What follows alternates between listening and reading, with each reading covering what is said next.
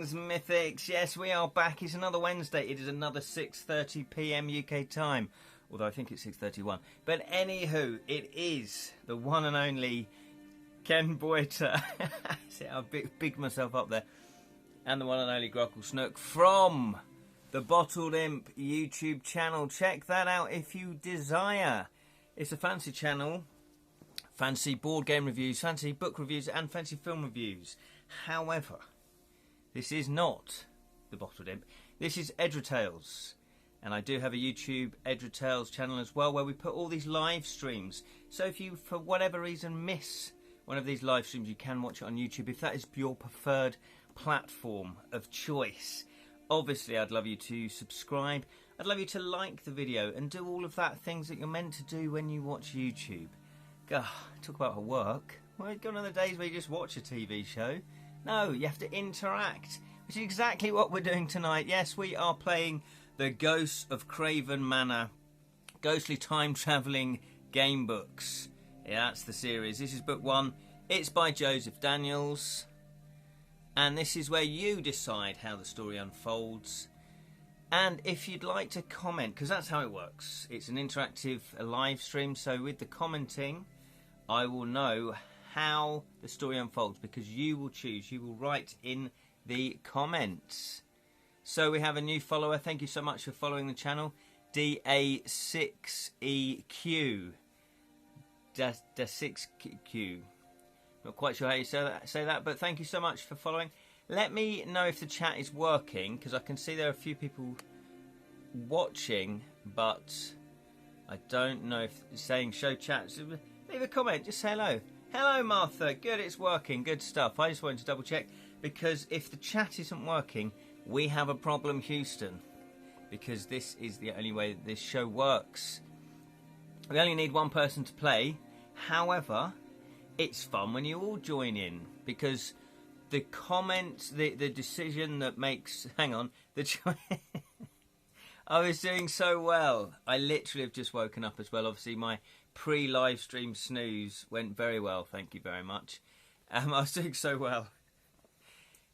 The choice with the most comments, you know, with yes, we'd like to do that, we'd like to do that, that's how that will be the winner of each choice, and then we'll do that. You know what I mean. Sorry, a bit late. You scared the heck out of me. Was snoozing. Sorry, Martha, no worries. I was snoozing as well, and my alarm scared the heck out of me. It's not nice, is it? I mean, sometimes I wish I lived in an era where there wasn't alarm clocks, where there wasn't things that you could set to wake yourself up, because you'd just wake up naturally every single time, unless, you know, someone else woke you up. You'd have to rely on other people waking you up, wouldn't you? So I do know that a few people can't make it tonight, or at least one person can't make it tonight, which is fair enough.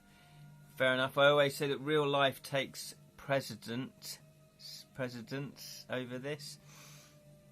So how is everybody? What's everybody been up to? I've been sleeping. No, I've been working on my normal projects as usual. But what has really been taking up a lot of my time recently, as you all know, is my game book. My Kickstarter, Devilish Dilemma, To Kill a Thief. To Kill a Thief. If you're into game books, and why wouldn't you be, because you're watching this live stream, check out Kickstarter, To Kill a Thief. This is my debut game book.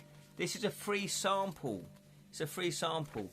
It's live now on Kickstarter. We're trying to raise money. We are 81% funded, so that's fantastic. Martha's put, at least I'm here, annoyed. 40% 40% more on your funded. Yeah, well, it's only 20% now. Not annoyed at that your internet. Yeah, you mentioned that last time, that your internet's playing up. That is annoyed. Yeah, now we're 19% short of funding. So we're getting very, very close. Obviously, we've still got like 23 days to go. So, you know, we're funding pretty quickly. I'm still trying to finish the bloody book. Bloody Shakespeare. But you... So, Jonathan, I think you all know Jonathan. Yeah, I'm still trying to finish it. Jonathan is writing his latest game book. It's called Shakespeare vs. Cthulhu. where you can play Shakespeare. I'm not sure you can play Cthulhu, I don't know, but I'll find out when I get it. However, Jonathan, you are playing the ultimate... Oh, it's not that one. Oh, you finished another one. I was going to say. So when you're writing that one, you would be playing the ultimate Shakespeare because you're trying to finish the book. Like in the game book, you're trying to finish a play, but you're the author that's trying to finish the game book that tells you how to finish the play. That, do you see what I'm trying to say here? Yeah, I have to finish this one and another one, maybe 2 before Christmas. Gee. That I can tell why you're panicking a little bit. Well, a lot. Where are we now? We are, just to remind you, yes, we're 9th of October. Yeah. It's good that you work full-time on this, though. I guess otherwise you might not have taken those commissions. I'm assuming they're commissions. You don't have to tell me what ones, but I'm assuming they're commissions. We never do one thing at a time. I know exactly, Martha. I know. Why would we? Why make life easy on ourselves? Why make life easy on ourselves? And talking of other projects, so I've got my Kickstarter. So thank you so much for everybody that's backed it at the moment. That's brilliant. We're on 81%. I can't reveal it. Oh, okay. Yeah, no worries. No worries. I've been plugging away for this one for 6 weeks. Wow. How long does it typically... how long does it take you to write a game book then? Because that would be interesting. Because, you're doing them full time as such, aren't you? I'm having to do mine part time. So what my plan is, hopefully, fingers crossed, we'll fund the Kickstarter, and then I'm going to start in earnest in January. Because I've done 30 entries as the sample, but I want to just, once I start writing it again, I just want to finish it. I'd normally say 3 months, but this one has been intense. Oh, wow. So 3 months to write a... Okay. So I've got a delivery date of May 2025. Okay. I can do that, surely. Yeah, that's 5 months. Or maybe I need to start it in December then. Basically, I wanted to get this Kickstarter out the way in terms of, putting all my efforts into the Kickstarter. So maybe I'll start it in November, yeah, and then that gives me that extra leeway. Plus, also, we've got to play test it as well. We've got to play test it. And if you don't, I will go over to England and lock the dungeon door. Yeah, exactly. Or make sure that the guard who's we're in the dungeon, obviously. The guard doesn't let me out after all my begging. Please let me out. Wow, okay, so 3 months. Right, okay. I'm hoping it won't take me that long. But I've never written one before, so maybe it will. Although, this is the thing. People that are creative, Martha's creative, Jonathan's creative. Steve, hello, good evening, good evening, good evening. I think when you're in the zone, you can really, crack out a load of work, that's still good quality, but you're just really in that zone. And for me, yeah, keeping in that zone, keeping in that mindset, and working on it daily, that for me is key. So if you are having to work on stuff part-time like myself, just working on it daily is a huge advantage because you don't forget where you are in the project. So, for example, even though I've written this, I'm going to have to reread all of this just to get it all in my head again and then crack on with it. I think I'm slower writer than I was when I was younger. Yep, there's a lot of things we're slower at, Jonathan, when we're older. But hopefully better. Oh, yes, exactly. And there's a lot of things we're better at now we're older. That still applies. Still applies. Yeah, oh yeah, without a doubt, Jonathan. Yeah, because every game book you do, every bit of writing you do, it's like an artist. Every painting they do, you get better. You obviously get better. To be kind to the legend. His FF book is great. Yeah, no, exactly.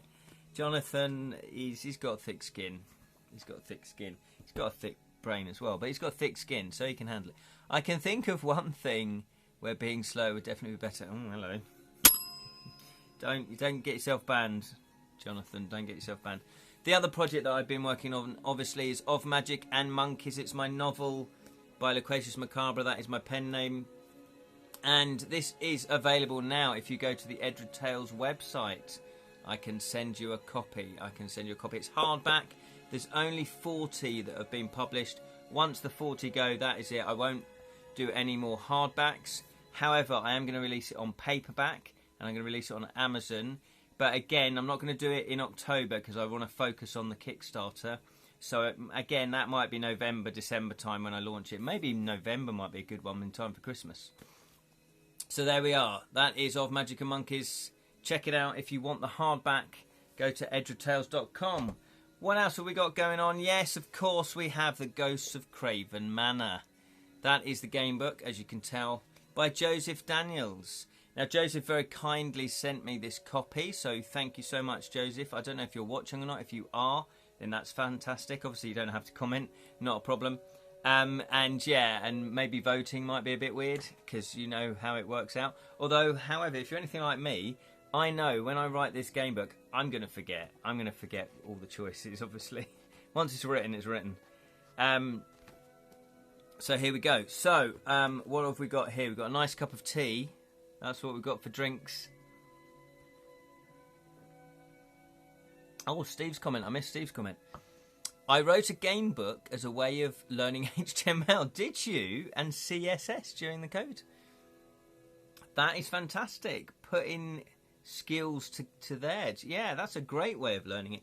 Weirdly enough, the earliest branching narrative story apparently wasn't a story. It was a training manual. I can't remember what it was. I've written a blog about it, but it was a training manual, and it had options for you to just flit around the training manual. So maybe there's something in that, you know, that you learn because you're actually making decisions. You're active in the learning rather than just passively reading it.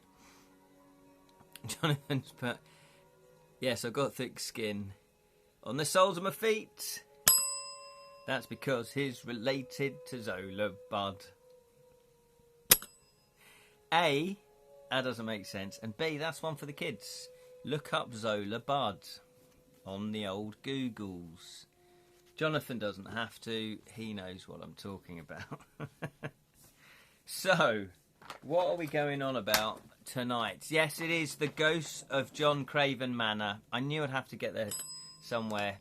I'm waiting for Jam. I'm sure Jam would have said that. Mike Jealous, I have hot chocolate drink. Oh, that's nice, Martha. And salty caramel fudge and ice cream. Ooh, you're jealous of my cup of tea when you're drinking that? Unless I've misunderstood your comment. What is other people drinking? I also, obviously, have a bit of a cider waiting in the wings. A bit of Thatcher's Gold. It's your classic. It's your everyday cider. It's nothing fancy, but it is very refreshing. Somerset cider. It is 4.8% alcohol. We might be cracking that open at the same time as the tea, but I've just woken up, so I fancied some tea. Anyway, let's crack in. Let's do it. This is the Ghosts of Craven Manor. Whoops, meant it might make you just, yes, that's exactly it. That's exactly it. Look what you're drinking, Martha. Hot chocolate. Ooh.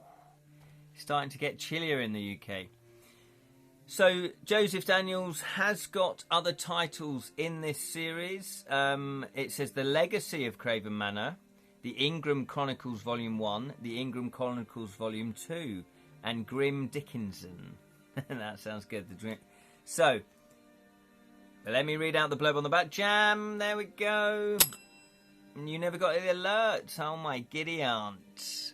That's the weird thing with Twitch. It's glitchy. It's a glitch Twitch. They could have called it glitch. We have had 2 frosty nights. Tackle hugs. Oh, tackle hugs, Jam?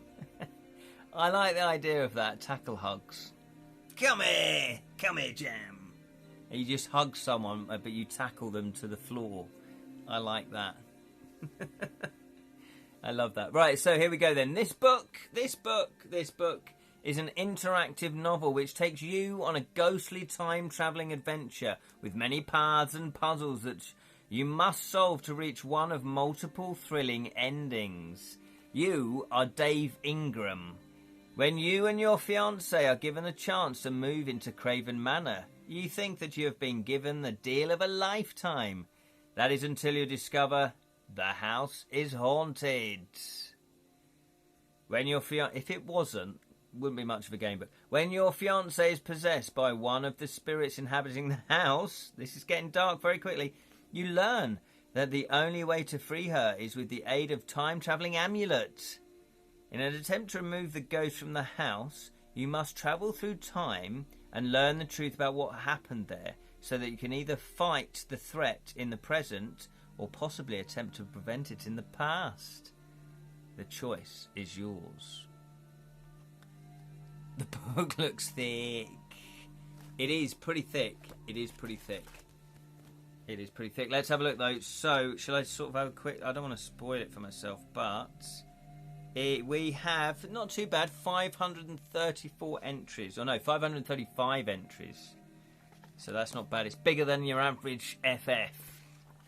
Okay, so we read this out last time and we realised that you can just go in blind. You don't need to know the rules. However, I have printed off the rules at the back of the book just for ease of reference. So I've got them here. I've not read through them actually because I didn't get time.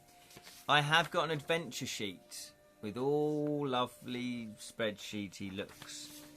And I've got a navigation list. I thought this might be worth just printing out separately from the book. So I have no idea what that means. And I've got my murder mystery lines, which we don't need. So I'll just put them to one side. Less than Lord of the Rings book. yeah, that's about 1,000 pages. Absolutely. Have they ever done a Lord of the Rings or, Middle-earth game book? Anybody seen a Middle-earth game book? Feels like they have. It feels like that's the sort of thing they would have done after Fighting Fantasy, lit that torch, lit that fire. Let me know. There are Middle-earth quests. Are there? Oh, we're going to have to... Are they easy to get hold of? Can you still get them on Amazon? Because I thought my brain box had seen images of those, but it might be just old copies I've seen in Facebook groups. No, they're at print. I thought they were. Yeah, I recall trying to get hold of them and going, oh, okay. Oh, well, if anyone has a copy. So, here we go. Page 1. Dear reader. Oh, have you the minds of Moria? Steve, you're a legend. Don't lend it to me, because I don't want it to go wrong. I don't want it to get lost in the post, even if you were going to offer. Oh, is it good, though? Is it good? Dear reader, this is not simply a story you hold in your hands, but rather an interactive adventure which you choose what happens next. To play this game, you require 2 dice, a few sheets of paper, a pencil, and an eraser. We got it all. If you've never played a game before, here's the basic idea. The book is made up of passage number 1 to 535. Instead of reading through these, yes, we know about all of that. Sometimes you'll not be given a choice. Yeah, we know about that. Okay, there are, of course, a few more things you'll be doing, including dice rolling, writing statistics, but we'll come to that later. Firstly, please turn to the back of the book to copy out the adventure sheet. We don't need to do that. We've got the adventure sheet here. Do not read the rules yet, because they are a point of reference. They'll be explained to you individually throughout the adventure. See, I quite like that idea. I was wondering about that, because I've got quite a lot of rules, so, you just kind of want to jump straight in. However, I'll have a think about that, whether you can weave in your rules. Maybe, Jonathan, have you ever done that before? You weave in the walls before, like a video game tutorial bit. Now, please to turn to 1, and your adventure begins. I have that too, Steve. Not lending it to. Well done, Martha. You've got it as well, Martha. I'm pretty jealous there. I'm pretty jealous. Like the idea of a tutorial section. Yeah, that would be pretty cool, wouldn't it? That'd be pretty cool. You don't need to read the rules before starting Arkham Horror Investigates game books. Is that because then there's no dice rolling? I think maybe the dice rolling and the stats, is that right? Because dice rolling you do have to explain, unless you just explain it when you get to a combat bit where you need dice. But then are you taken out of the story? Because it's like, haha, and a bear comes mauling at you, and then it says combat is how you do this. Blah, blah, blah, blah. Oh, that might take you out of the game book. I don't know. Yeah, but Arkham, I'm not sure. I can't remember. We played it not so long ago. So here we go then. Number 1, our adventure begins. So, I need you to sign there, and you're done. Here are your keys. I hope you'll both be happy in your new home. No sooner has the estate agent left the cafe when you turn to your fiancée and share a look of excitement before embracing her with a passionate kiss. And the next game will have a tutorial mini quest at the start. Oh, there you go. Cheeky, cheeky. Oh, Dave, this is so great, she says. Our own house. I know, you say. What a bargain. Well, the agent did say that the last owners died there. That kind of thing generally brings down the price. I still think we should have asked for details about that. Why, Liz? So we could scare ourselves into not buying the place? What we don't know won't hurt us. I feel like that sentence is going to come back to bite us on the arse. I suppose you're right, she says. Anyway, I need the toilet. Be back in a minute. After Liz has left, you are considering ordering something else to eat, when your thoughts are interrupted by the sound of crying. You turn to see that a little boy has dropped his ice cream on the floor. To this you snigger, and then turn quickly your face away from the boy's mother before she sees. I like that. It's not that you really care what people think, but you can never tell how they're going to react, especially stressed mothers. That's a very good point. Steve has put here, Raiders of the Black Sun is split into 10-ish chapters and the rules are slowly introduced throughout the first 3 chapters. Ah, interesting. I also like the idea of chapters in game books. Okay, that's an interesting... Yeah, it's an interesting way of doing it. Grocklesnack is seeing a spider. There's a spider behind you there. It better not be. Better not be, Martha. I'm going to have it. An invisible spider. Even something as simple as a snigger could cause a scene, and given the great day you're already having, you don't want to ruin it. Very wise. Looking forward at the menu again, you are interrupted for a second time. This time it's by a young waitress who's been harassed by a couple of drunks. There really should be a law about people drinking in the day, you think to yourself. Hang on. This is going to sound like I'm deciding to do these things on the spot, but I'm thinking of writing one of my futures with chapters. Yeah, Jonathan, yeah. Copy our idea, why don't you? Yeah, no, I'm just teasing. Yeah, no, obviously, the thing is, it's good to keep trying new things, isn't it? Keep sort of revamping. Keep it alive. Yeah, chapters, that'd be interesting. I was on the Thatcher's Gold last night. Tonight, I'm back on the Kraken Rum. Good man, Jonathan. Good old Thatcher's and the old Kraken. That your game book should be sponsored by Kraken Rum, shouldn't you? See if you can get a sponsorship deal. So, what else? Yeah, there should be a law about this. You think you wouldn't? Yeah. People would still do it, and you can bet the police wouldn't even bat an eyelid if they saw them. You consider for a moment coming to the young girl's aid, and then you stop yourself. I'll probably only make matters worse, and besides, it's part of the job that she chose. It's not long after that Liz returns and sits down. What time have you got, you ask? She looks at her watch. 2:30. And what time's the removal van meant to be showing up at the house? About 4-ish. Then we're going to have a bit of time to kill. What do you say getting out of here soon and having a look round town? I suppose so, she says. I noticed a jewellery shop in the way. I was actually more interested in the bookshop next door, you say. Well, we're probably going to have time to look in... We're probably only going to have time to look in one. So you have your first decision. One company didn't reply. The other sent a fantastic in-character email. But the answer was still no. Oh, fantastic. But that was for Neverland. Yeah. Oh, brilliant. Brilliant. Bloody. I would stop drinking their drinks then if they didn't sponsor you. Boo and hiss them. Yes. Those are exactly the decisions that you have to make. We've got the first decision then. Yes. What shop would you like to go into? Would you like to go into the bookshop or would you like to go to the jewellery shop? Type book or type jewellery. Which shop would you like to go in? Which shop? I think if I'm going to be very stereotypical here, I think most of the men are going to vote book and the women will vote jewellery. That's just a fact, surely. Might not be though, I might be wrong. We've got one apiece. Anyone else voting? Or will we have to let the die decide? We're going to have to let the die decide. By the way, a big shout out to Julian, to thank you. A big thank you to Julian of Babel_17 Twitch channel for doing a playthrough of Devilish Dilemmas to Kill a Thief, the sample. If you've not seen it, go to his channel. I'm sure it's still up there. It was a lot of fun. And also it's quite valuable because I noticed a few mistakes that I've made a note of. Wash it, Ken, otherwise you'll get a bear hug. Yeah, watch it, Ken. Is there anybody voting? I think we're going to have to let the die decide.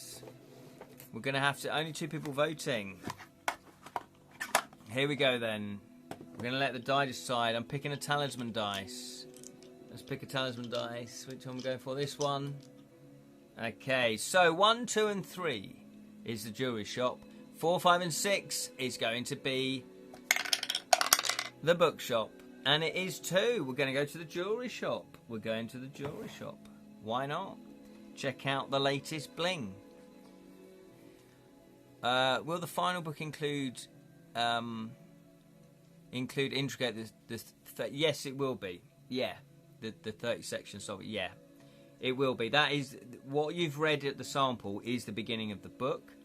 I might tweak stuff, obviously, because once I finish the book, I might need to redo some of them. I don't know yet, but yeah, but pretty much what you saw is what you got. Is what you're gonna get. Put it that way. So we are turning to the jewellery shop. Okay, our first decision, was it a wise one? Well, it was the dice that decided in the end. So were the dice on our side, or were they just making fools of us?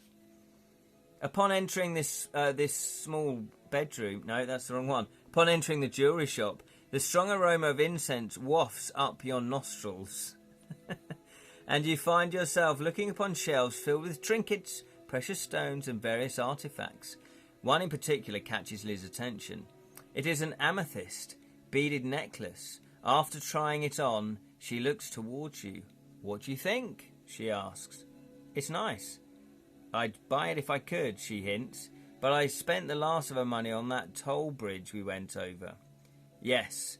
I really wish we could have avoided that, you say, ignoring the fact that she obviously wants you to buy it for her. I hate having to pay money that I don't have. Yes, I know what you mean, she says, and she puts the necklace back disappointingly. Oh, turn to 176. Didn't we need an amulet? I'm sure we needed some sort of amulet. Is that why you voted for jewellery? 176.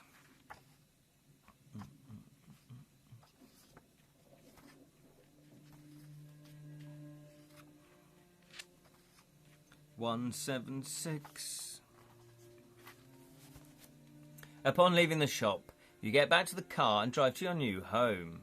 I mean, we need to find wedding rings. Oh, yeah, that's a good point. Are they newly married? No, they're not.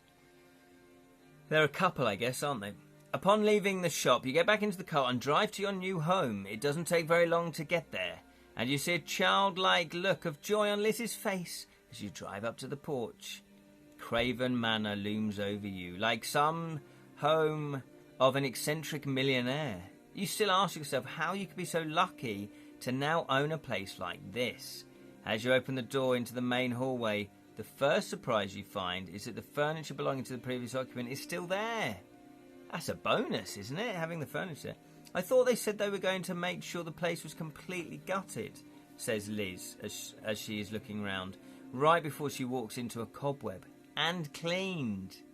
I'll give him a call, you say, frustrated. You're about to do so when your phone begins to ring. That'll probably be them now, you say. But it isn't. Hello, is that Mr. Ingram? David Ingram? Yes, who is this, please, you ask?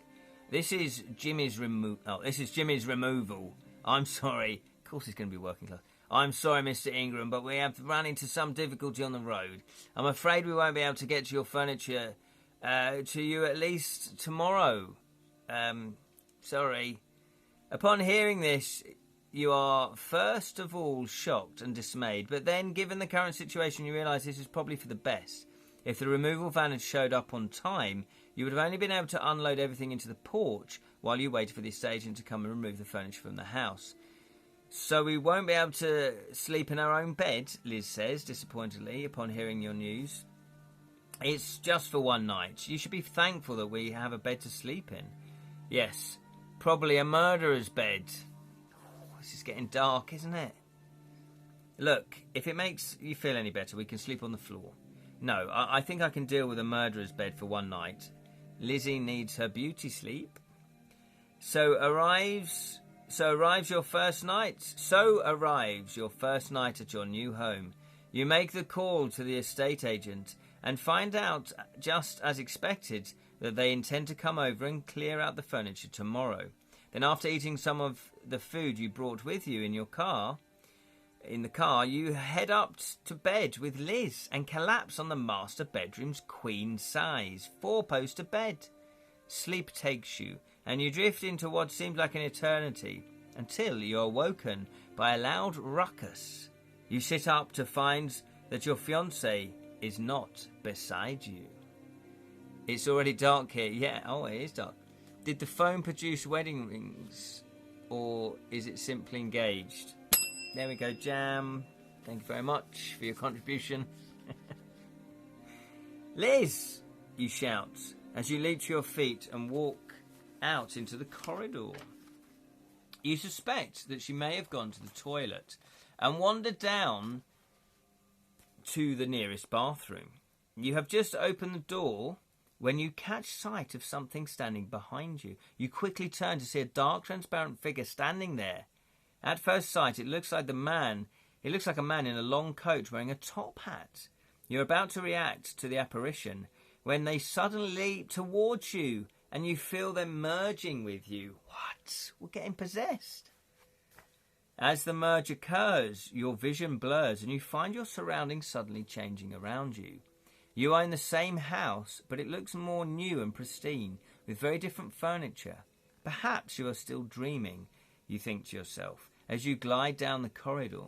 You then return to the room you've previously been sleeping in to find, much to your surprise, 2 people sleeping there. You want to say something to them, but nothing comes out. In fact, you are not in control of your body. You look at your hand and see that you are holding a knife. What is going on? Then, to your horror, you find yourself raising the blade up and bringing it down into each of the couple in turn. You want to scream, but again nothing comes out as you repeatedly hack the 2 people until they are nothing more than bleeding corpses. Are you happy with yourselves for what you're doing? It is at this moment that your surroundings change again and you find yourself back in the house you left, standing over your fiancée, the bloody knife still in hand, her pale, lifeless eyes staring back at you. Then the full horror of the situation hits you. The whole slaughter of the couple may have been a dream, but this definitely isn't. Somehow, in your sleep, you have gone and murdered the only person you've ever loved. Oh no! What have I done? You say to yourselves. It is then that you see a young, ghostly woman in Victorian clothing approach you. "Suis in hex sepasam," she says. There be a ex tis 'twas to make things right. Oh, hang on. For look gims things. It's written in gobbledygook. I can't understand it. Then she touches your face and you feel a jolt of energy surge through your body. You hear a rushing sound in your ears. And then moments later, you find yourself in a very familiar place. What is going on? Just a standard Saturday night in Reading. This has turned very dark very quickly. I wasn't expecting that. And I wouldn't recommend this for kids then, if that's... Whew, what an opener. It's exciting. So, what's going on? So, I need you to sign there, and you're done. Here are your keys. I hope you'll both be happy in your new home. For a moment, you're completely flummoxed. You are back in the cafe at the very point in time where you received the keys from the agent. Is this real? Are you dreaming? If it is real, did all the other stuff in the house never happen? Oh, Dave, this is so great, Liz says after the agent has left. Our own house. So relieved to see she is alive, you instinctively reach over and embrace her with an urgency that she's not used to. Okay, I'm happy too, she gasps, but struggling to breathe. Sorry, you say as you release her. I know you're happy about the house, but a simple kiss would have sufficed. Actually, I'm not completely happy about the house, you say, remembering all that had transpired before. What do you mean? She says, confused. Well, I've been thinking about the whole last owner died thing there. To be honest, it kind of creeps me out a little. Well, that's funny. I was thinking the same thing. I was going to tell you, but I thought you'd tell me. I was just being stupid. Well, normally I would, but look, hold that thought. I'll be back in a bit. I just need to use the toilet. Then she leaves. With everything happening in a similar fashion to how it did before, you begin to wonder if that you've experienced previously may have actually happened, and that somehow you had time travelled back to prevent it from happening again. So this is in bold. It says, little do you know that this is actually true, and furthermore, that you actually have power over these abilities. If this is your first time reading this, turn to 352. Okay, that's an interesting mechanic. Here we go. 352. 352.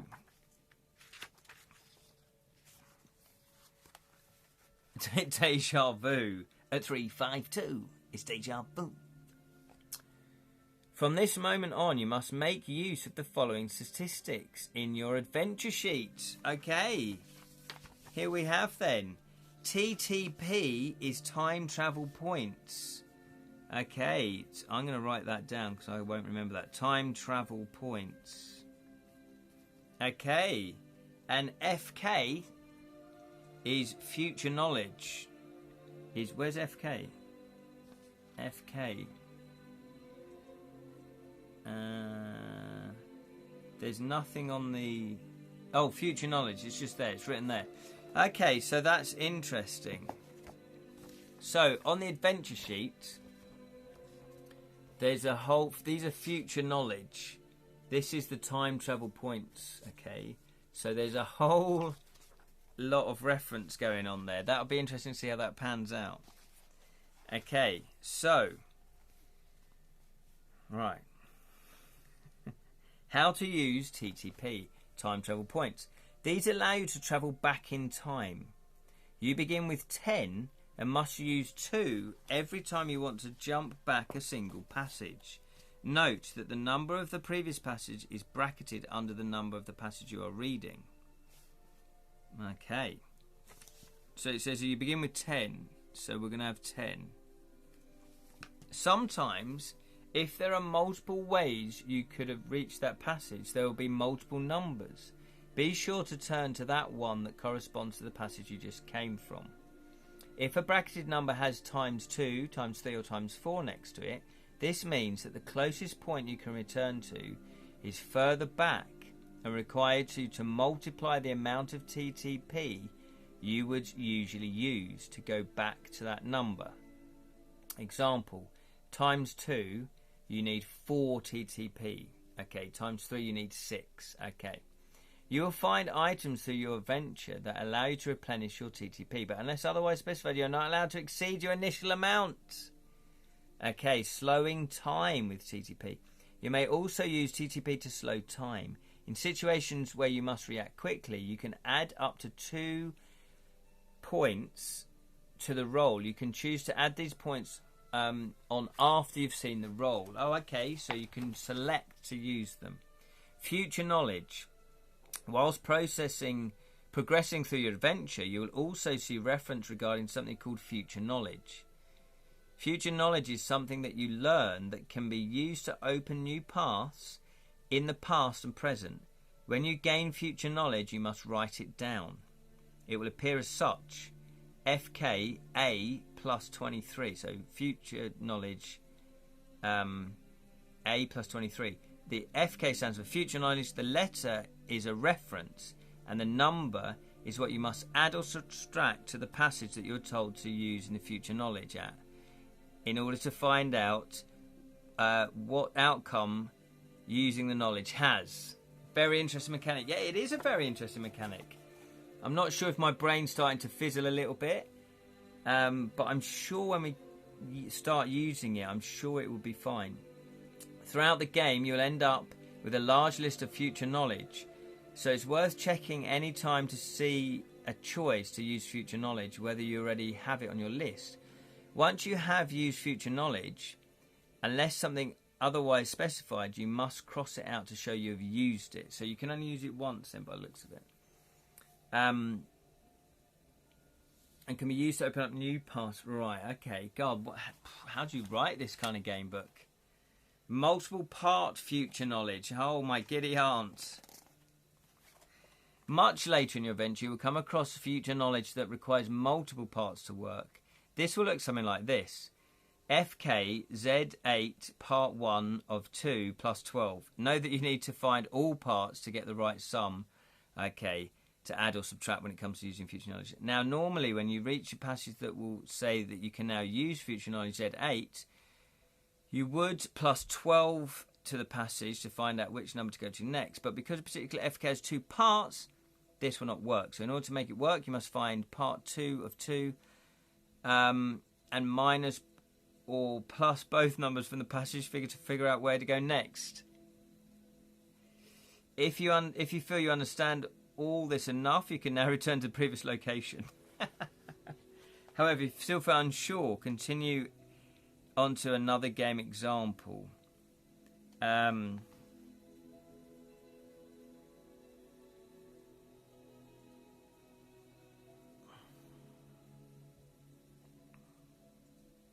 just reading. It gives a little example here. Okay.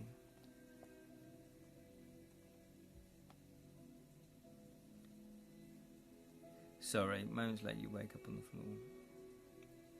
Okay, so this is very interesting. So I'm going to make a note of 35325. I'm going to put examples. So if we need to refer back to that, we can go to 352. Sorry, 352. Okay, so we'll carry on though. We'll carry on. We're going to go back to 427. Yeah, this is an interesting mechanic. Lee, my friend Lee, made a comment on the post saying it has got a very interesting gameplay mechanic, which presumably this is what he's talking about, the time travelling bit. That's quite cool, actually. But I do think I need some alcohol to get my brain to work. Hey, he's cracked open the Thatchers. He's not even finished his tea. He's not even barely halfway through his tea. Look at this. This is creepy. I seriously felt that something touched me. I'm done. Oh no, really, Martha? Are you sure it wasn't a spider? Because, you know, in all seriousness, it could have been a little spider. Are you sure? Have you got a window open? It could be something like that. Or if it is spirit, it's probably a loved one. Just letting you know that they're there. You think it might be spirit? Yeah. Definitely could be a loved one. Okay, so you wouldn't normally believe in stuff like that, but you can't really think of any other way to explain it. Although, if that were true, you would not only mean that the ghosts were real, but that in less than 24 hours, Liz would die by your hand. So basically, what a twist. We have got to prevent ourselves from murdering our girlfriend. This is crazy. Right, there's high stakes on this one. The bookshop, yeah. I think the bookshop might be good. I've already forgotten what it means if they're in brackets. See, now I've written out the rules here. Time jumping, yeah. That means you can go back to the ones you've just come. Yeah, you just use time. Yeah, if a bracket number has... Yeah. Okay, hang on. Note that the number of the previous place is bracketed, yeah, and then you can travel back, but it costs you. Clever writer, isn't he? Yeah, I think he is. This is quite a big undertaking. Anyway, let's crack on. Let's try and not work out how he's done it, but let's just try and crack on. Let's enjoy it. As you sit there pondering how you're going to try and convince your fiancé not to step foot into the house tonight, a child and mother enter the cafe. Doesn't take you long to realise that it's the same child who originally dropped his ice cream. It then occurs to you that if you can stop this from happening, then it will prove that the future can be changed. Roll one die. It doesn't specify what die it is. That is a bit of a mistake, I think. But I'm going with a D6. I'm going to go with a D6. It doesn't actually say what die, so we could roll a D20 if you roll 5 or over. Or we can use future knowledge A. You also reference regarding future. Future is something you learn that can be used to open up paths. When you gain future knowledge, you must write it down. It appears A plus 23.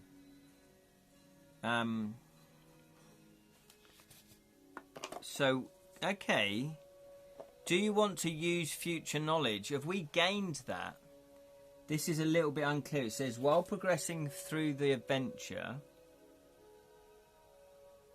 you will also see references regarding something called future knowledge. Future knowledge is something that you learn can be used to open up new paths in the past and present. When you gain future knowledge, you must write it down. It appears such, A plus 23. And the number is what must add or subtract. There is... How can we use A, though? Because A...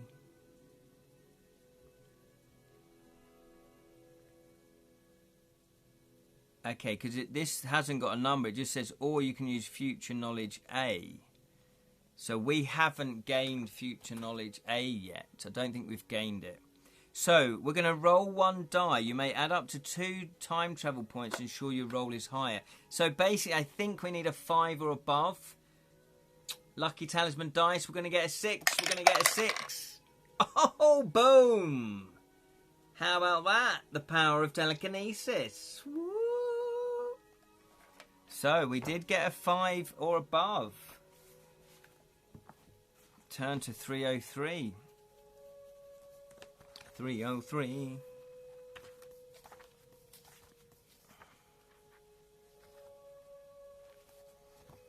With great speed, you run over and catch the kid as he falls, but unfortunately, the momentum still causes him to drop his ice cream. As the kid cries over the melting scoop on the floor, the mother looks to you in appreciation. Wow, fast reflexes. Thank you. Don't mention it. What did you do? Hang on. What did you say to the man? Says Mum. Thank you, says the kid and missed. Oh, what do you say to the man? Says the mum. Thank you, says the kid and missed his tears. As you walk away, you notice the kid's shoelaces are untied. No wonder he tripped.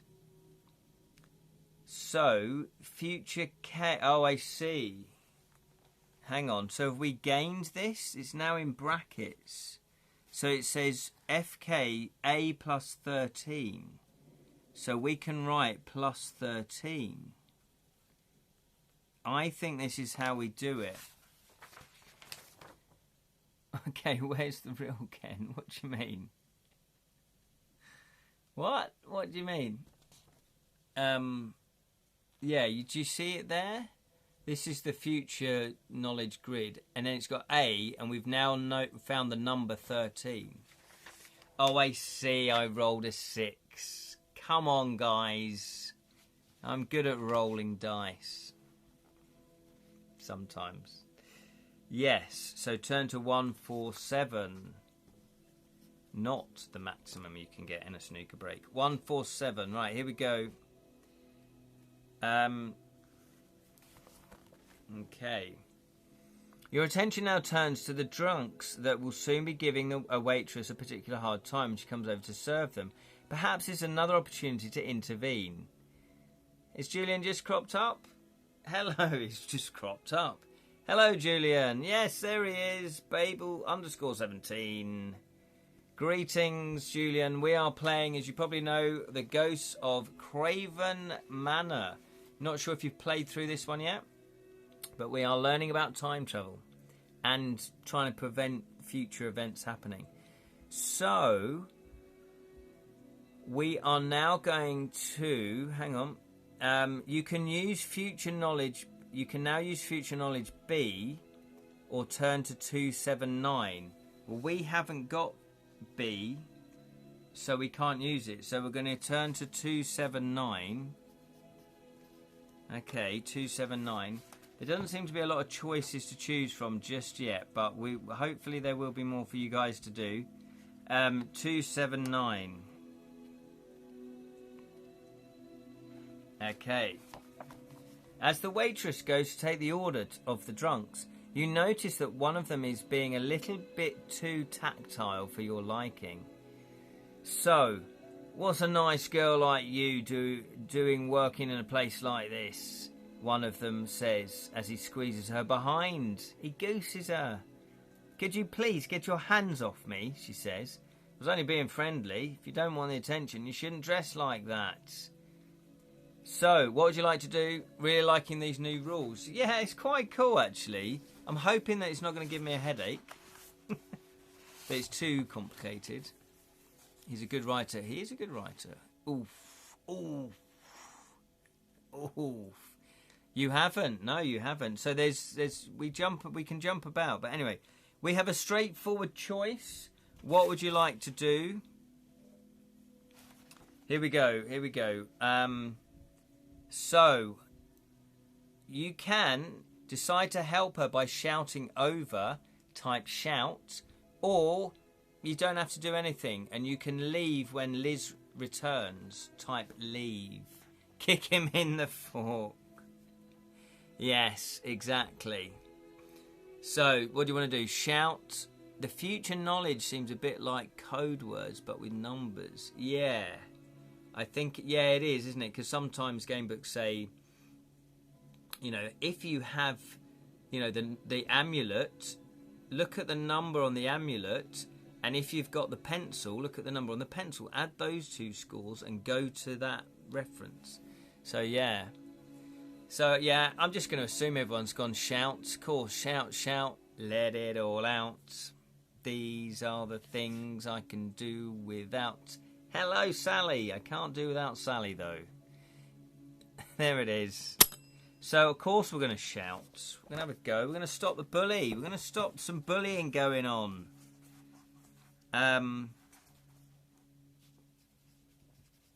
Right, then. Was that the correct decision, though? Should we really be getting involved? Let's find out. Hey, you shout over. Get your damn hands off her. Unfortunately, your heroic attempt at using a film reference... What? I didn't know it was. Get your damn hands off her. Unfortunately, your heroic attempt at using a film reference from an old 80s movie does little more than anger the drunks who get to their feet and walk over to you. What film reference is it? Or what? You realise you haven't completely thought this through. Or, you say as bravely as you get to your feet, I'll make your face how it isn't now. Or I'll make your face how it isn't now. Yeah, you've really not thought this through. To this they laugh, then one of them throws a punch that knocks you back into the table. That's for interfering in my business, says the drunk. Okay, out, shouts the owner. We don't tolerate any kind of behaviour in my place. After the drunks are shown the door, Liz returns to find you with a big shiner. You tell her that what transpired. She's not happy that you took a chance like that. Not long after this, you both leave. We have future knowledge B plus 10. Right, B plus 10. How did he come up with this system, though? That's intriguing. It's Back to the Future. It's Back to the Future. Of course, which actually is a very clever little Easter egg because we are time travelling. At least we helped her out. Yes, I was just thinking that.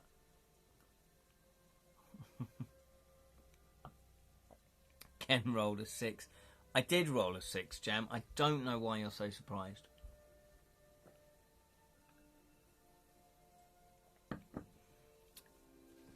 Yeah, at least they got kicked out. So we did change the future. We did alter the future there. So that's very good. So you used your future knowledge? No, we haven't used that yet. 470. Right, here we go. Upon leaving the cafe, you wonder if you can use the opportunity of looking round town to find anything that can help you prevent the events that will transpire that evening. You consider that you might be able to find a useful book in the bookshop or perhaps some kind of artifact in jewelry shop that might ward off spirits.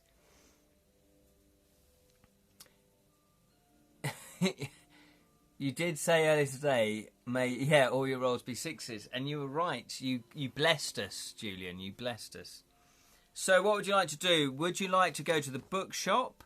Or would you like to go to the jewellery shop? Type book if you want to go to the bookshop, jewellery if you want to go to the jewellery shop. And I'm just looking down here to see if these are different entries. Okay. Bookity book. Just to let you know, for those that just joined, we are a couple. Well, we're a bloke. I'm assuming it's a bloke, might not be. We could be a woman. Oh no, we are called David Ingram. But even then, who knows these days? But anyway, we're a person called David Ingram who has just bought a Craven Manor off John, who, not our Jonathan, but anyway, we've just bought a big posh manor, but for a cut down price, a bargain. We've got a girlfriend called Liz, we bought the house with her. We went to it from a cafe. We discovered that the furniture was still left there, even though the owner said, yeah, we're going to get rid of it. The estate agent, we're going to get rid of the furniture. Then our removals company said, we can't make it. We're stuck in traffic, like there's a roadblock. We can't get to you till tomorrow. So we're like, okay, it's fine. We'll use the furniture tonight. It's all right. They went to bed. We went to bed. Well, yeah. And then you had some sort of weird dream that you were possessed by a ghost, and then you went back to the master bedroom and you started hacking and slashing at a couple of people lying in bed, a couple. But then you thought, oh no, is this a dream? What's going on? And you were out, you couldn't control yourself. And then you wake up and you find that you have murdered Liz. You have been slashing Liz instead. And then we sort of did some sort of mystical thing and we went back in time, or is it real? Are we in a time loop? We don't know. So the premise now is to stop the future from happening. Is it Spook Central? Buyer beware. Yeah. Murderal. It is very dark. It started off very dark. I wouldn't necessarily recommend this for under 14s. I don't know. Under 8s. We're Killer Queen, yeah. So we're going to go to the bookshop this time. I think that was what the vote was, wasn't it? Yeah, we're all going to the bookshop. So we're going to go to the bookshop. We did go to the jewellery shop and we found a bit of jewellery, but we couldn't afford it. So we didn't buy it. 484. The bookshop is so crammed with books on the shelves and in piles on the floor, there is barely any room to walk around. The perfect bookshop. While Liz moves off into a corner of the shop to look at books on art and textiles, You take the opportunity to look for books on ghosts and the paranormal. Of course you do. Exactly. Whilst looking in one particular book called Mysteries of the Unknown, you find a very interesting article. Whereas many believe it is true that some ghosts could possess the living, there are some cultures that believe that certain amulets could be used to prevent this from happening. One such amulet is the amulet of Teraka, as shown in the diagram below. We've got future knowledge. So we have this table called future knowledge.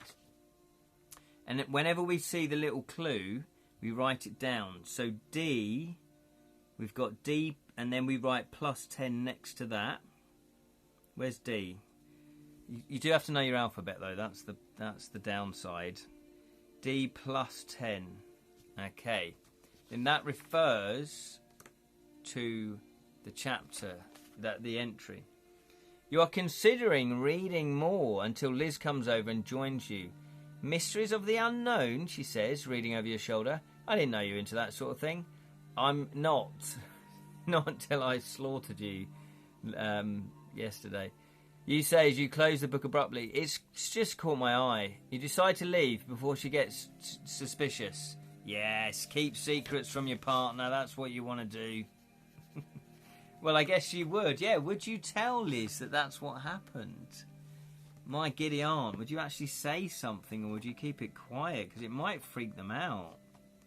That is a very good dilemma. A devilish dilemma. Okay.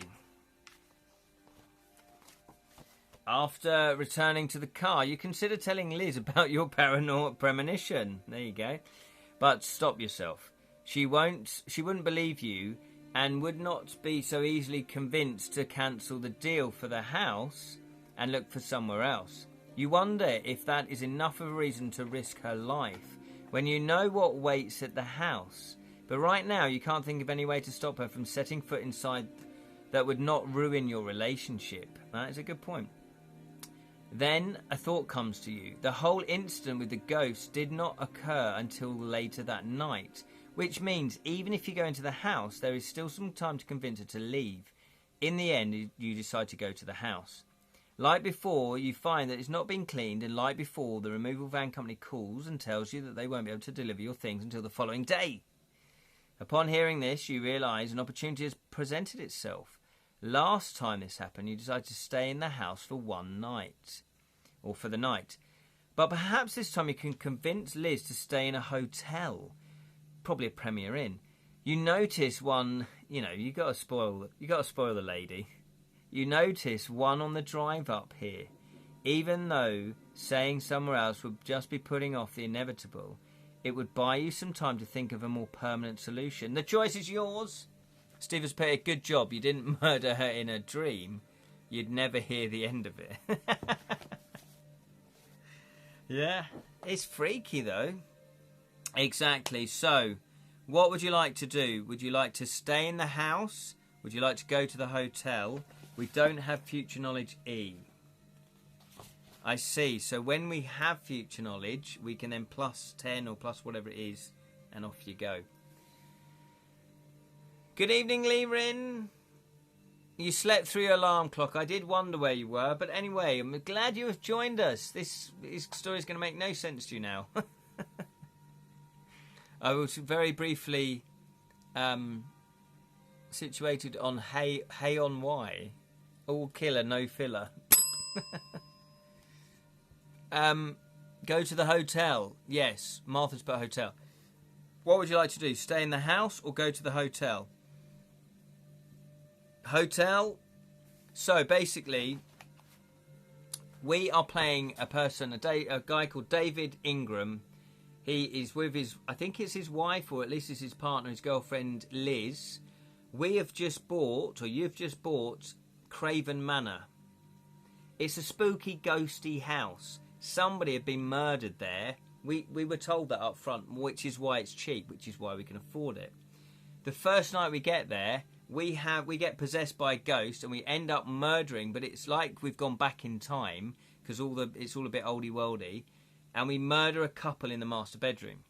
But while we're doing that, we're hacking away, we're slashing at them with the knife, we wake up, we kind of go, what the hell? And we're actually slashing away at Liz, our beloved. This is horrendous. And then somehow I think we time jump back to earlier during the day. We've had some sort of premonition, some sort of dream. We are now trying to prevent that happening again or ever happening at all. So we are now back at the house, although this time it's slightly different. We have an opportunity, because we've known what happens, to now just go, do you know what? Let's not stay at the house tonight. Let's stay in a hotel. So there we go. Hotel isn't what? An easeless hostel. I don't get that. I don't get that. So we're going to the hotel. Premier Inns, man. I've stayed in a few Premier Inns. They're good. They're nice.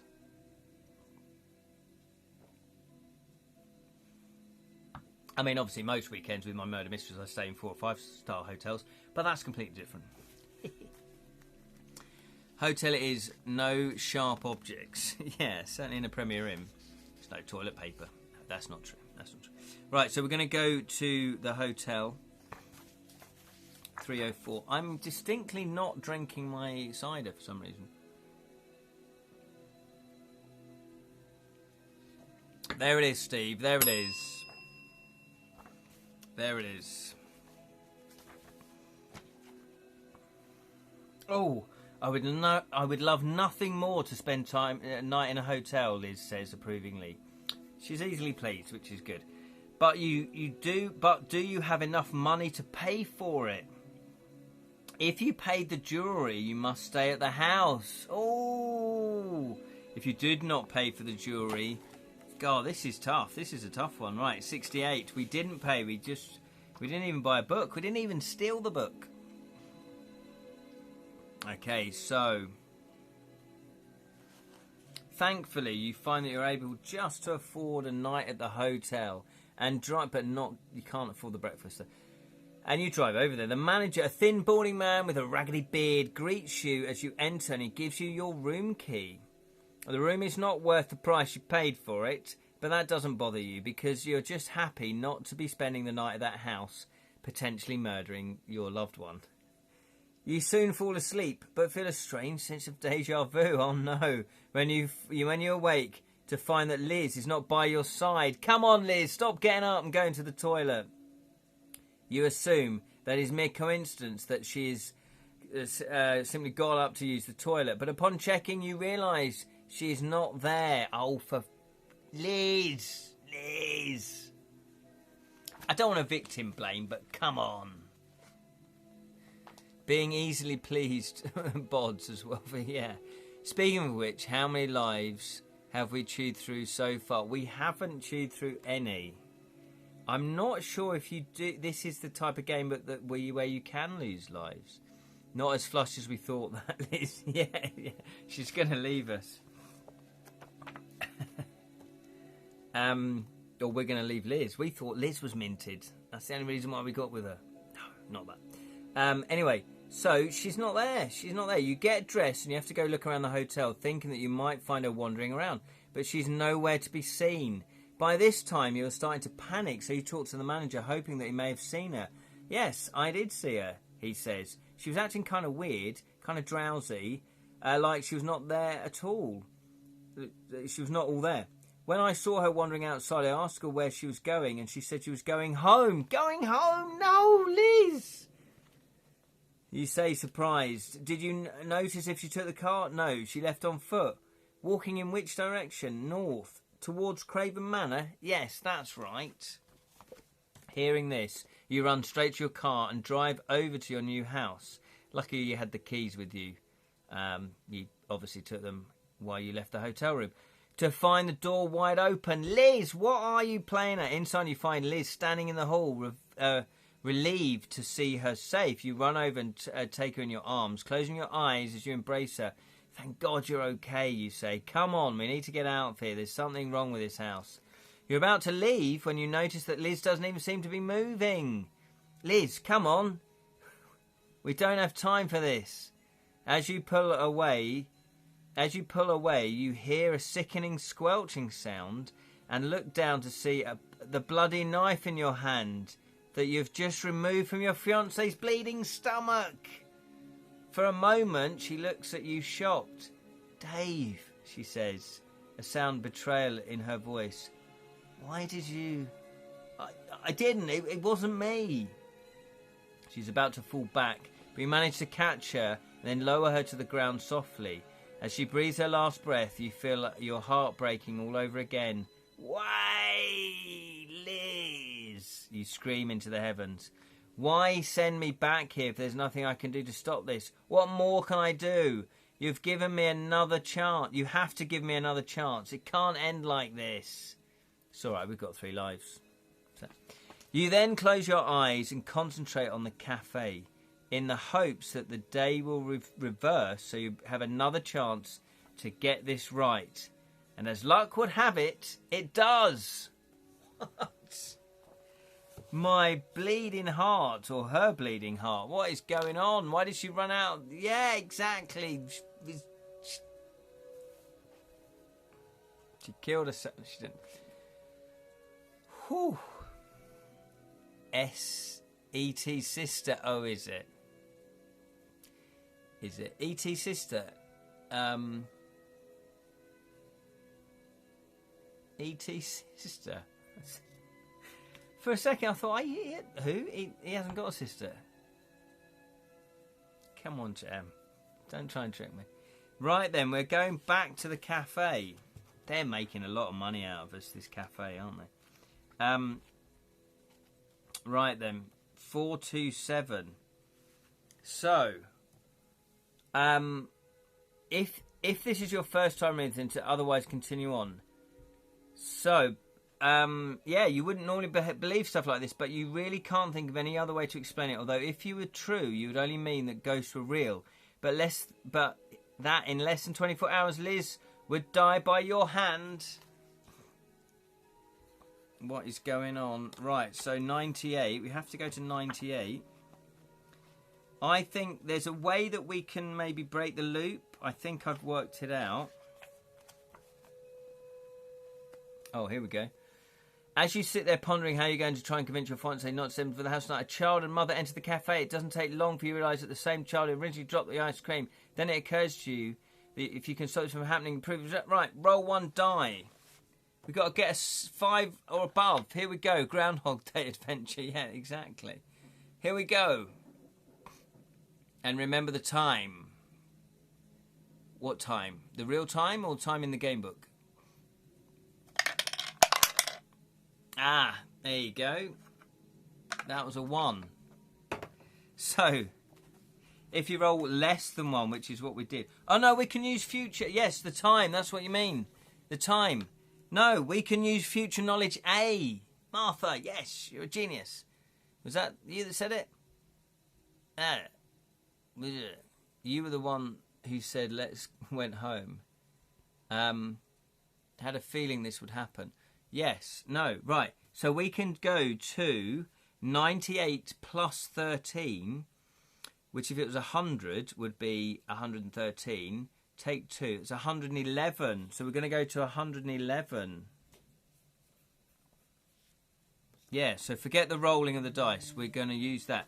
We are crossing that off because I don't think you can use it twice. Okay. 111. That's quite a good mechanic, isn't it? As soon as you see the mother and son enter, you shout over, "Hey kids, you might want to tie your shoelaces unless you want to lose that ice cream." You're all cocky like an American. You do as the man says, the mother tells him, and then she smiles at you. "Thanks for that." "No problem," you say, all cocky, knowing that you may have prevented slaughtering your girlfriend / wife, or better not use the word slash, for the 3rd time. On Amazon, it's listed as reading age 12 to 18. Wow. Okay. I'd say 12 is maybe slightly young, maybe 14. Maybe 14. But hey, you might, yeah. Some parents are fine with it. So, saving a kid's ice cream might not be a big deal, but it's proof that you can change the past. Yes. Tip: sometimes a solution to a problem requires you to allow for the event to play out so you can learn the necessary future knowledge to travel back and try a different approach. Bear in mind that you will not always be told this is an option, so it's up to you to use your initiative when you think the opportunity presents itself. To let small children die. Just to learn from it, and then we'll prevent it from happening. Okay, 147. That is a very good point. If you would like to buy your very own copy, then yeah, check it out on Amazon or other good bookshops. 147. Here we go. 147. Oh, we've been to 147. We have been to 147. Is this the bookshop? 147.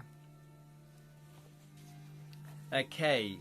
Your attention now turns to the drunks that will soon be given away. It's a particularly hard time when she comes to serve them. Perhaps this is another opportunity to intervene. Future knowledge B. We have future knowledge B. Get in there. Bish, bash, bosh. So that's 147 plus 10 is 157. Yeah, I'm quite liking that mechanic where you go back and you get it again and you see it. It's an interesting mechanic. And like a lot of things, when you first read it, it feels complicated, but I've got the hang of it. Very appropriately Halloween gamebook. Yeah, it is. It is. Remembering that intervening resulted in you receiving a black eye, you try and prevent the waitress from even having to serve the drunks in the first place. Roll 1 die. We need a 5 or above, I guess. Let's do it. 5 or above. Here we go then. Let's get a 6. We're going to get a 6. It's a 6.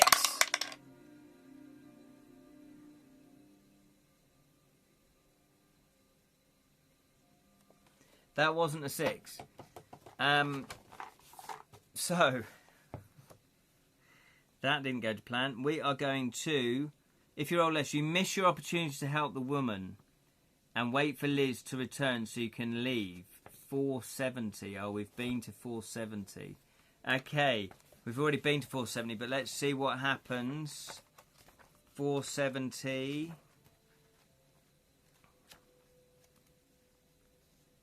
470. That's when we leave.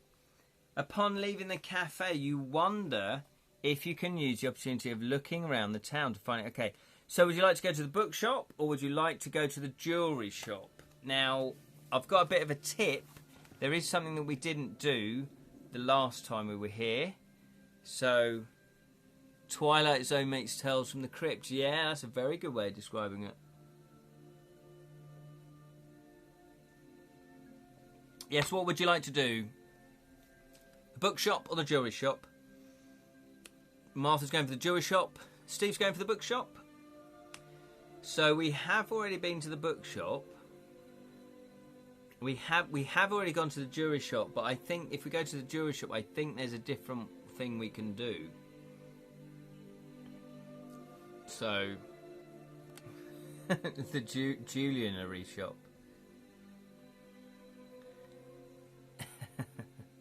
Yes, I think we might be able to buy the jewellery, buy the protective amulet. So jewellery shop it is. Get a bit of bling, bit of mystical bling. 338. 338.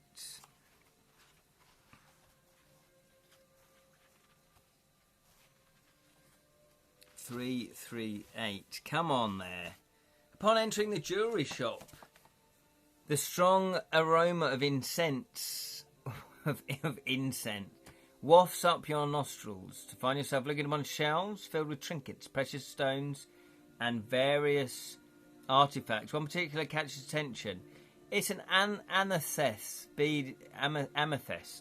beaded necklace.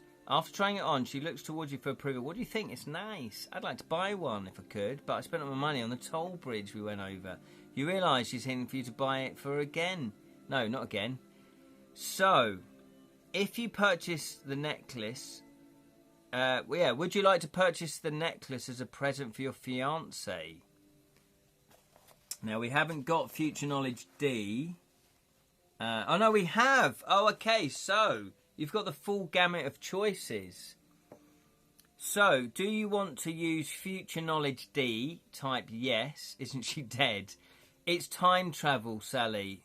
We keep going back in time. So, think Groundhog Day meets Twilight Zone meets Mr. Ben. Not Mr. Ben. Meets Rent-A-Ghost. A keepsake that once belonged to a dearly departed, perchance. Yeah, maybe. So, would you like to buy the necklace? Type buy. Would you like to leave? Type leave. Or, not buy it. Type buy if you want to buy it. Not if you want to not buy it. Or Future Knowledge D. Type D.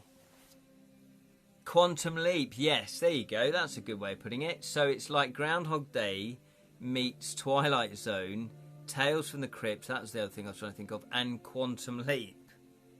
And the Muppets. Not the Muppets. Not the Fraggle Rock. Dance your cares away. Okay, what we got? This is quite an important... She dead. Yeah, she's dead, but we kind of keep going back and we're trying to prevent it from happening.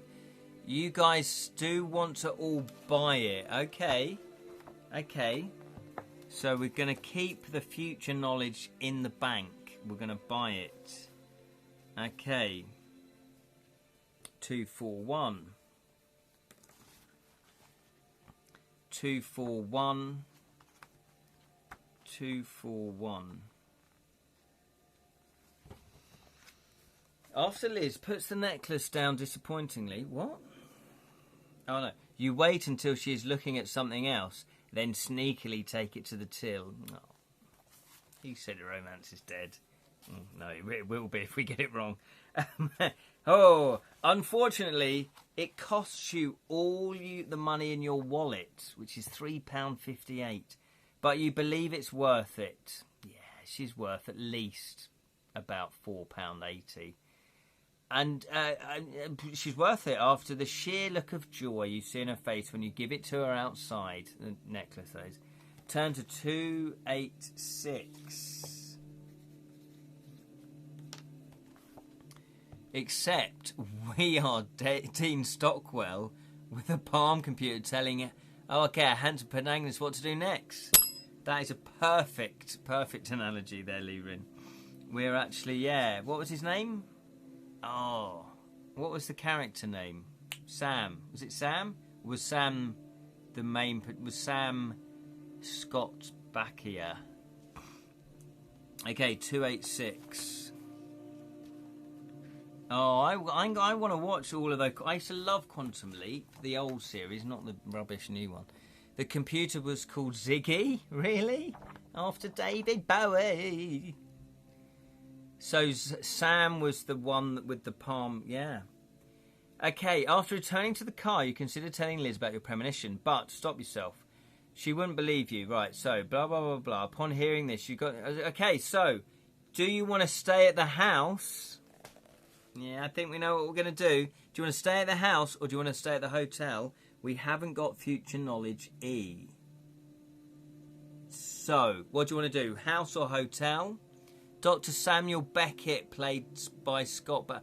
Oh, I see. So Sam was the time traveller.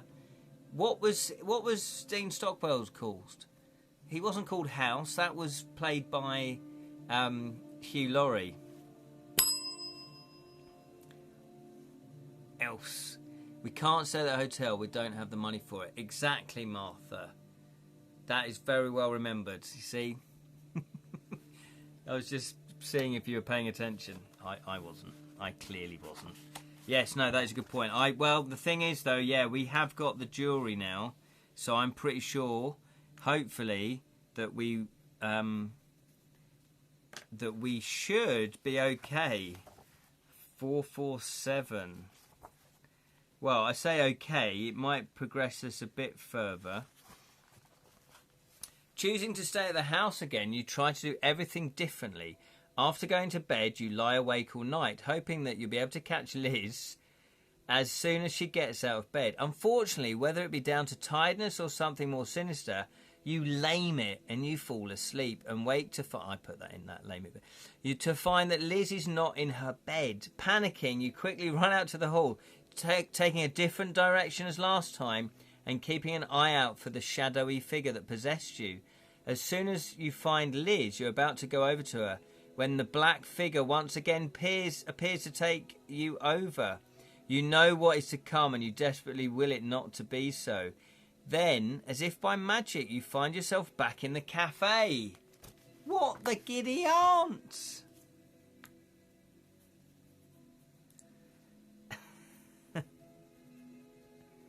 My giddy aunt, number 2's piff. Stop number 2. What? We're cat sitting.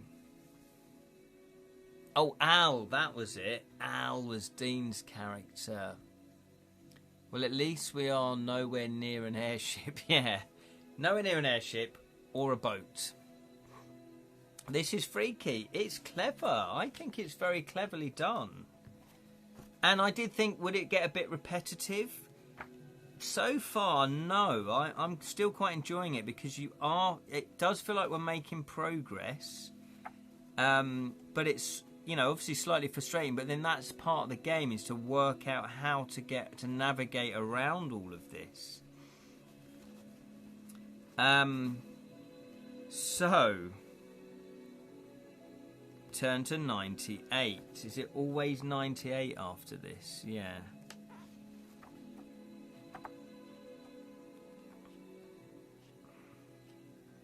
So we're back at the cafe. So, we did Future Knowledge A.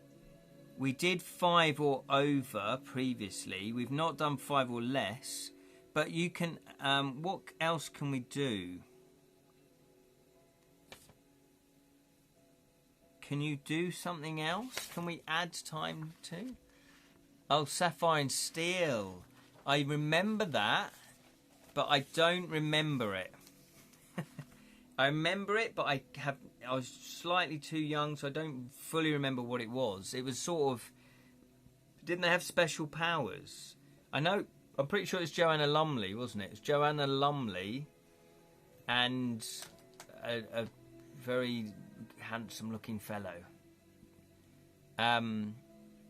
It's great, like Stefan said. Oh, okay, so you're thinking this is like Stefan said. I'm on stop number 2, next stop McDonald's, and then home. Oh, I see, you're on the bus. You are literally Butler. Yeah. Joanne and David McCullum. And let's call the whole thing off. Yeah, who then went on to play the Man from U.N.C.L.E. And Ducky from... What, really? NCSI? So, what else can we do? Can we add... every time... Alright. What else can we do? Time travel points. Can we do that? What does that do? Oh, slow time. Here we go. You may also use TTP to slow time in situations you must react quickly. You can add up to 2 points to the roll. Oh, okay, that's what that is. Right. Multiple parts. Okay, that's different. Time jumping. This is very different from time reversals. They used to transport your entire self to moments outside your own history rather than simply send your subconscious back to the body in early time. To time jump, it doesn't require TTP. To time jump to a particular period, you're required to require a date to travel to. Each date that you are able to... Secret... Okay, yeah, we haven't got that yet.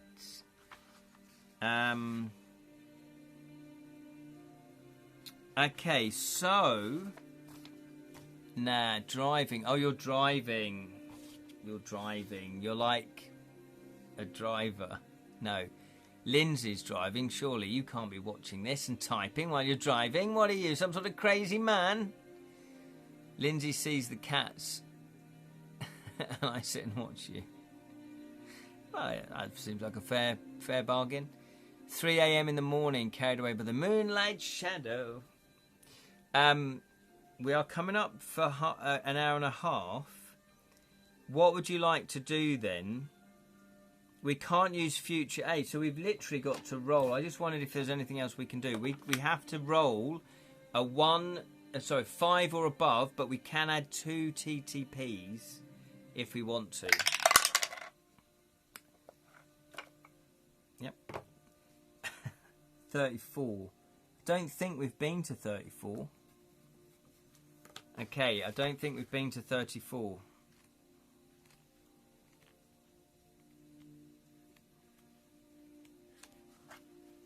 Whether you tried or not to stop it, the kid trips and drops his ice cream.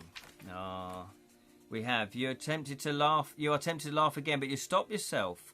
Ah, I know. As the mother. Oh yeah, we have done this, so we've already got that. Turn to 147. 147. Are we stuck in a loop? How do we get out of this one?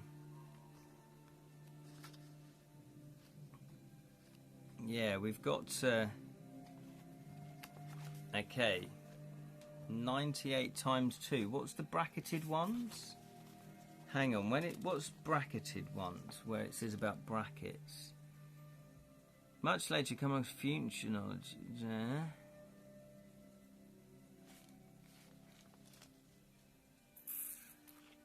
Because it says 98 times 2. Oh, that. Hang on. Whilst present, you also see reference regarding knowledge. Future knowledge, something.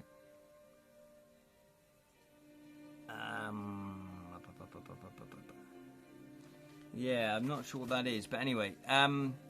So 147. Your attention is now turned to the drunks, assuming giving away was a hard time. Future knowledge B, which we've done. Turn to 279. Sorry about this.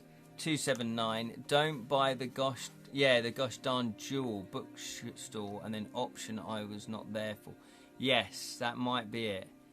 Brackets is how much deeper you need to go back. Oh, is that right? Because here it says 98 times 2. Yeah, so we could go to 90. Oh, that's to go back if we want to go back to that one. Okay. That's interesting, right. I was just seeing if we're trapped in a loop, but we haven't used future D, so we could use future D in the future. Obviously, can't use it in the past. Or can you? 279. I think we're running out of time, ironically enough. I always like to try to leave it on a cliffhanger. 279. So, would you like to help the waitress from the drunks by shouting at her, or choose not to do anything and leave? So, we've already shouted at them. So, do you want to type? Just type shout or leave. Don't shout. Don't write twist. Just shout or leave. Yeah, we've not done leave yet, so yeah.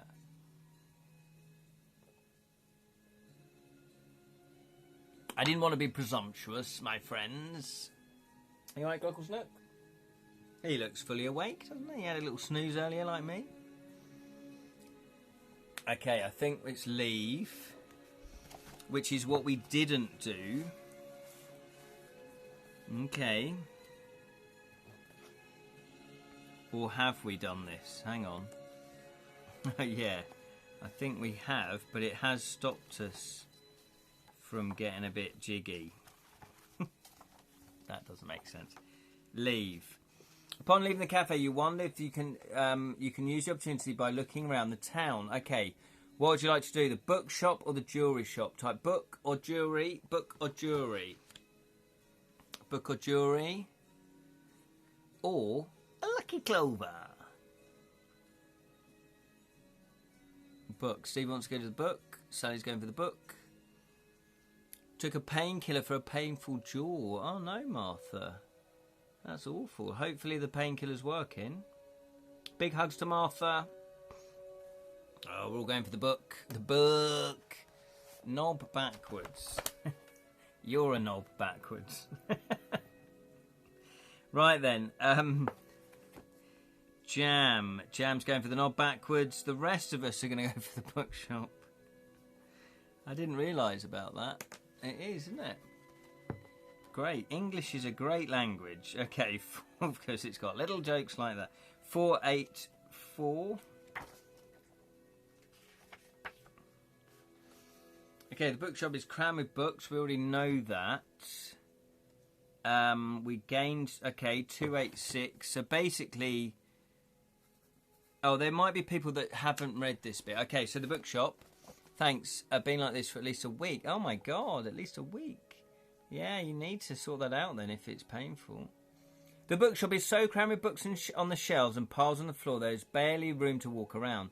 While Liz moves off to the corner of the shop, looks at the books on art and textiles. You take the opportunity to look for books on ghosts and paranormal. While looking in one particular book called Mysteries of the Unknown, you find a very interesting article, which is thus: whereas many believe it is true that some ghosts possess the living, there are some cultures that believe that certain amulets could prevent this from happening. One such amulet is the amulet of Trekka, as shown in the diagram below. There's no picture, by the way. We gain future knowledge D, so we've got that. We haven't spent that yet. You are considering reading more when Liz comes over to join you. She always ruins it, doesn't she? Mysteries of the Unknown, she says, reading over your shoulder. That's so annoying. I don't know where... I didn't know you were into that sort of thing. I'm not, you say, as you close the book above. It caught my eye. You decide to leave before she starts to get suspicious. And then we just go to 286. 286. Okay, so we're back here. We are back to staying at the house or the hotel. So probably what we'll do is we'll probably leave it here. So basically, we've gone back to the house. The removal men and women call up and say, we can't make it. There's been a roadblock. You then think, haha, I can use this opportunity to get her out of the house, or we can stay in the house. We haven't got the jewellery. So... we haven't got future knowledge E yet.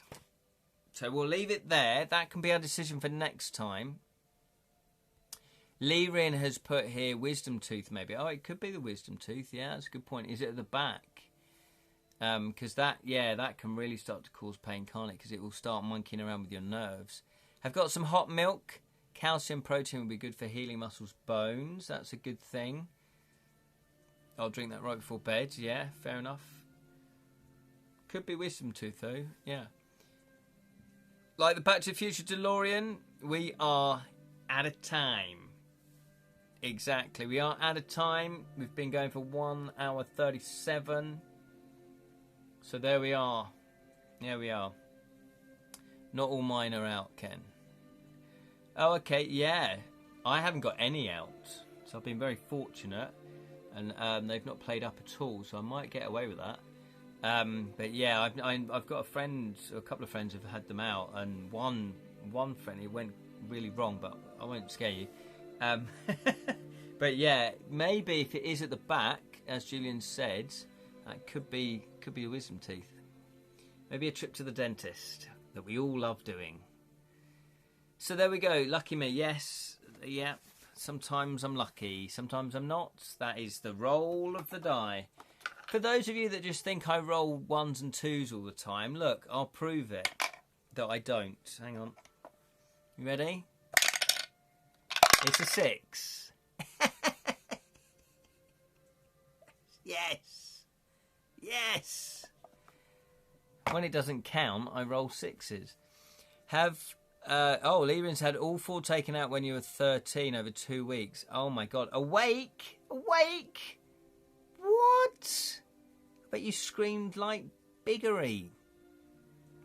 Well, thank you for what I was able to join in. Yes, you're more than welcome, Julian. And I thank you for joining us because I know I had a prior engagement. Hopefully you enjoyed that tonight and it was a success.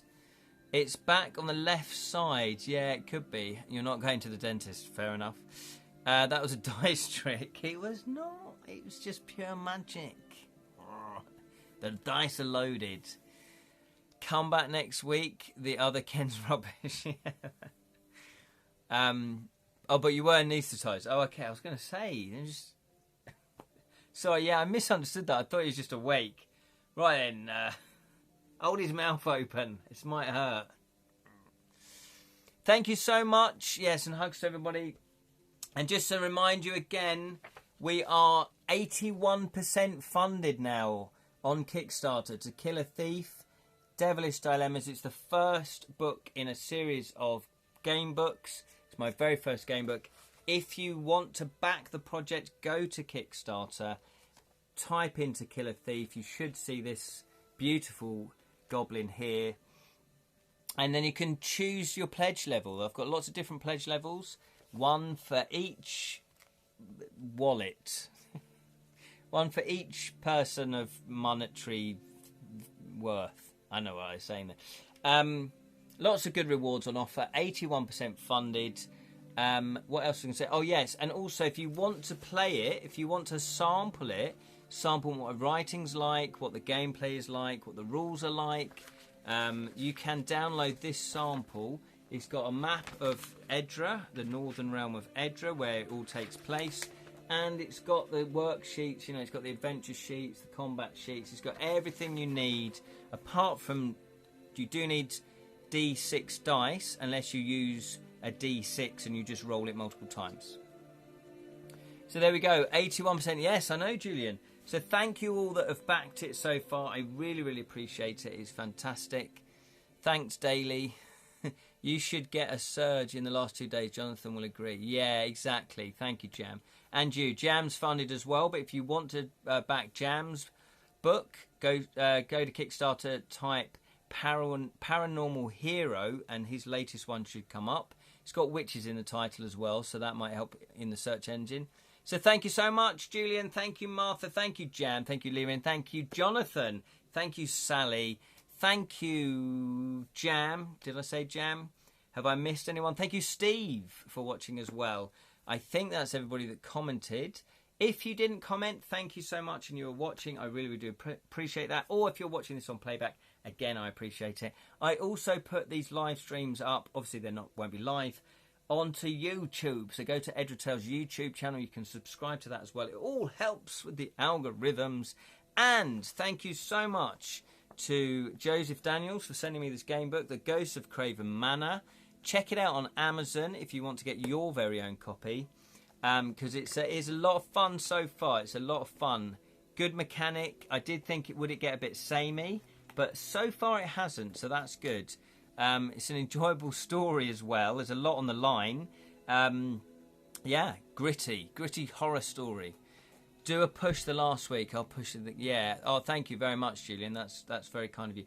What I tend to do is I don't want to overdo it into the Facebook groups, because obviously people get annoyed, don't they?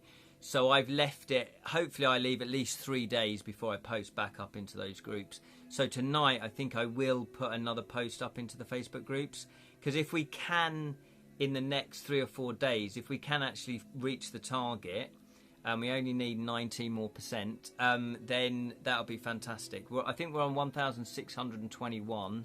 We need 2,000. So hopefully in the next couple of days we can actually just edge it towards the goal. And then once it's funded, then that's brilliant. Then it's definitely going to happen. And then we can push on just to see if we can raise more money and get more people interested in it. And didn't you say your system was D12, not D6? Yes, the system is D12. But I think mathematically, you know, it will be different if you use D6s. So 2 D12s, or presumably you can roll a D6 4 times if needed. Does that work? I think a mathematician would say, oh no, because the odds are different. They probably are, but if you haven't got any D12s, because I know that they're not the most common dice, a D6 is, but one of the rewards is that you can bid for D12 dice, custom dice, or obviously if you're into D&D, you've probably got your own D12s, or you can just buy some new D12s at a very cheap price, you know. So they're common now, common enough for it to be used. It is D12, but just use multiple D6 instead. Yeah, exactly. That's what I mean. Yeah. You have about 16 D12 dice. Yeah, absolutely. The difference between D12, here we go, I knew there was different, and 2D6 is that you can't roll a 1. Oh, that's true. That is very true. Yes. Yeah, D12s are used in Claymores and Zalslander's D&D First Edition. Oh, was it? Oh, there you go. There you go. Actual fact, Julian, but I would assume... I can't read that because it's purple. More achievable than 1d12. I can't read that. Oh, 2d6 is more achievable than 1. Yeah, exactly. So there is a bit of shenanigans going on if you use d6s compared to d12s. But I'm not a mathematician, and it bores me silly. That's where you need people who've got that type of brain that can work it all out and know what they're talking about. But anyway, thank you so much. If you do know somebody that would like to back this, please share it onto your social media. Let's go for another push. Or if you feel like you know somebody that might want it as a Christmas present, or parents, if you know parents, they might want to buy their child this. I would say this is probably about 10 upwards. There is violence in it, but it's not overly graphic. I don't think, anyway. And there won't be any really explicit graphic images, illustrations. And there's no romance in it. There might be a little bit of romance as such, but there's no sex in it. So it should be 10 upwards. But I don't dumb down the writing, so they might struggle with the writing a little bit. This is a pickle if you need to roll a 1 to save a wife. Yeah, exactly. Yes. That is a very good point, actually. I like violence. I like Cleos as well. There it is. I did make a mistake, as you could tell. My maths isn't my strong point, because I have incantation scrolls, sleep encounters and events, and you roll 2d12 and you see what the outcome is. Foolishly, though, I put a number 1 in all of them. Which you can't get. So that is a mistake that will be corrected for the final book. I believe all values equally, like on a d12, but 2d6 is slightly higher frequency for the number 7. There you go, you see. Maths. Statistics. You mean we don't end up with the wife who runs to the bar? Well, we'll find out. Thank you so much, everyone, for watching. And if you have backed the Kickstarter, I appreciate that. If you can share it, I appreciate it. And if you know any friends and families that might want to buy it for their kids as a birthday present or a Christmas present, it's coming out May 2025. Tentacles, yes. Oh, look at that, Martha. I love it. Oh, the tentacles. Yeah, tentacles. I was going to say, I've just realised what they are. Nice one, guys. And remember... may your thieving never be caught. That's from here. That's from here. Till next time.